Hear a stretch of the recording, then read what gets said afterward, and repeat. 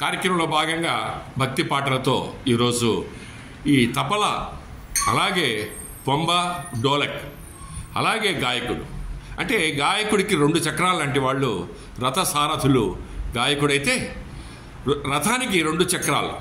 దీనిలో తపలిస్టుగా అన్నమాచార్య ప్రాజెక్టులో పనిచేస్తున్నటువంటి ఆదన్న గారు, అలాగే దీనికి డోలకు, తాళము, పొంబ 3 సహకారం అందిస్తున్నటువంటి వాయిద్యకారులు గౌరవనీయులు సుబ్రహ్మణ్యం గారు, విశ్రాంత కోర్టు ఉద్యోగి.